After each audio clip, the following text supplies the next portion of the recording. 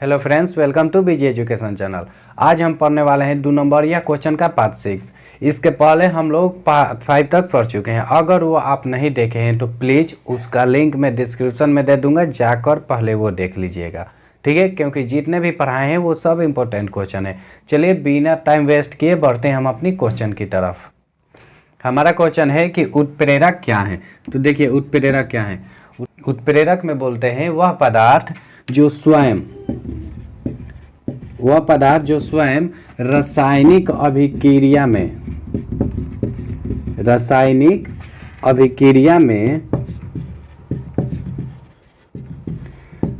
भाग नहीं लेते हुए भी, वह पदार्थ जो स्वयं रासायनिक अभिक्रिया में भाग नहीं लेते हुए भी अभिक्रिया के यानी रासायनिक अभिक्रिया के वेग को घटा या बढ़ा देते हैं, उसे उत्प्रेरक कहते हैं, ठीक है। वह पदार्थ जो स्वयं रासायनिक अभिक्रिया में भाग नहीं लेते हुए भी रासायनिक अभिक्रिया के वेग को घटा या बढ़ा देते हैं, उसे उत्प्रेरक कहते हैं, ठीक है। चलिए अब बढ़ते हैं नेक्स्ट क्वेश्चन की तरफ। नेक्स्ट क्वेश्चन है समवायता क्या है। समवायता क्या है, तो देखिए इसमें बोलते हैं वे कार्बनिक यौगिक जिनके अणुसूत्र समान, वे कार्बनिक यौगिक जिनके अणुसूत्र समान होते हैं, वे कार्बनिक यौगिक जिनके अणुसूत्र समान होते हैं किंतु संरचना सूत्र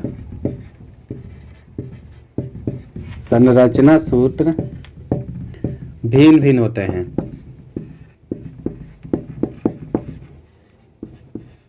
वे कार्बनिक यौगिक जिनके अणुसूत्र समान होते हैं किंतु संरचना सूत्र भिन्न भिन्न होते हैं, एक दूसरे के समवायी कहलाते हैं।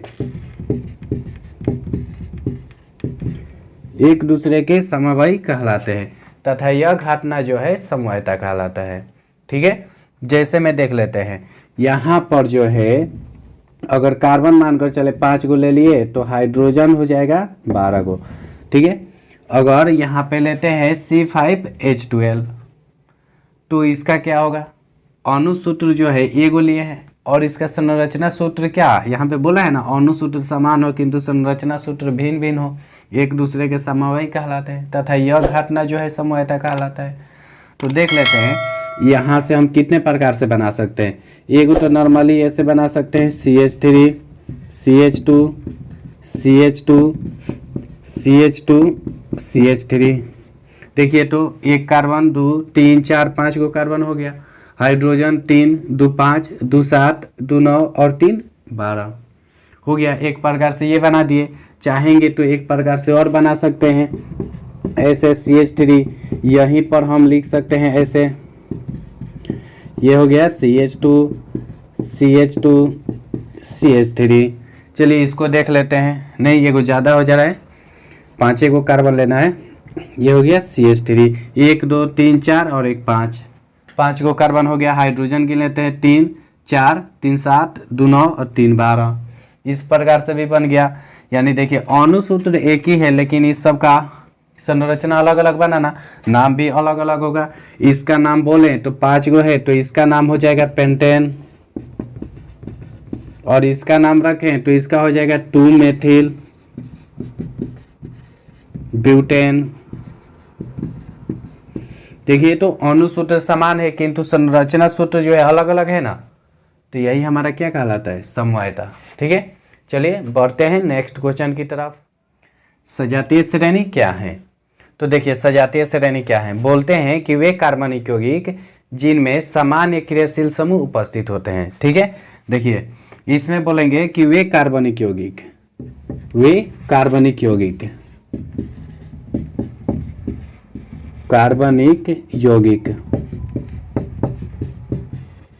जिनमें सामान्य क्रियाशील समूह उपस्थित होते हैं, ठीक है। क्रियाशील समूह पता है ना, एल्कोहल एल्डिहाइड ये वाला, तो वे कार्बनिक यौगिक जिनमें सामान्य क्रियाशील समूह उपस्थित होते हैं उसे समजातीय श्रेणी कहते हैं। जैसे में मानकर चलते हैं, यहाँ पे लिख देते हैं CH3 CH2OH, यहाँ लिख देते हैं CH3 CH2 CH2OH, यहाँ लिख लेते हैं CH3 CH2 CH2 CH2OH। देखिए यहाँ सब में अगर बात करें क्रियाशील समूह का, तो क्रियाशील समूह यहाँ पे OH है ना, इसमें भी OH है, इसमें भी, सब में समान है ना, इसी को बोलते हैं समजातीय श्रेणी। ठीक है, वे कार्बनिक यौगिक जिनमें सामान्य क्रियाशील समूह उपस्थित होते हैं उसे समजातीय श्रेणी कहते हैं। ठीक है, चलिए फिर बढ़ते हैं नेक्स्ट क्वेश्चन की तरफ। हमारा नेक्स्ट क्वेश्चन है धातु के संक्षारण के लिए आवश्यक शर्त, यानी धातु को संक्षारित होने के लिए आवश्यक शर्त कौन कौन से हो सकते हैं। इस चैप्टर का सबसे मोस्ट इम्पोर्टेंट क्वेश्चन है ये। ठीक है, याद रखिएगा, धातु के संक्षारण के लिए जो आवश्यक शर्त होंगे, पहला तो होगा कि जलवाष्प की उपस्थिति। ठीक है, जलवाष्प की उपस्थिति, यानी जल की मात्रा होगी तो भी संक्षारित हो जाएगा। उसके बाद है ऑक्सीजन की उपस्थिति, ऑक्सीजन की उपस्थिति। उसके बाद है धातु की उपस्थिति, धातु की उपस्थिति, धातु की उपस्थिति। अब देखिए, अगर जलवाष्प ही ना रहे तो उसमें जंग लगेगा किसी धातु में? नहीं ना। ऑक्सीजन, ऑक्सीजन से ही ना अभिक्रिया करके, जब संक्षारण का हम लोग परिभाषा पढ़ रहे थे तो उसमें बोले थे कि वे संक्षारण वह प्रक्रिया है जिसमें धातुएं वायु, नमी या अम्ल से अभिक्रिया करके अवांछनीय पदार्थ का निर्माण करती है। वायु यानी उसी में ना ऑक्सीजन होता है वायु में, तो ऑक्सीजन की उपस्थिति। उसके बाद है धातु की उपस्थिति। अगर धातु ही न रहे तो संक्षारण किस में होगा? तो यही जो है जलवाष्प की उपस्थिति, ऑक्सीजन की उपस्थिति, धातु की उपस्थिति, यही जो है धातु के संक्षारण के लिए आवश्यक शर्त है। ठीक है, चलिए अब बढ़ते हैं नेक्स्ट क्वेश्चन की तरफ। हमारा नेक्स्ट क्वेश्चन है संक्षारण के रोकने के उपाय। तो देखिए, इसमें पहला जो आता है, संक्षारण को कैसे रोक सकते हैं? तो रंगाई करके। जो हम लोग पता है कि पेन तो कर देते हैं तो संक्षारण रुक जाता है। जो भी लोहा वाला चीज़ें होती है उस पर पेन करते हैं ना, तो उस पर जंग नहीं लगता है जल्दी। उसके बाद है जस्तीकरण करके, 2 नंबर में, यानी जस्ता के घोल में इसको डुबा दिया जाता है ना, तो उसके ऊपर जो है जस्ता का परत चढ़ जाता है। इस प्रकार से भी वहाँ पे जंग नहीं लगता है। उसके बाद 3 नंबर है स्वयं का रक्षा कवच बनाकर।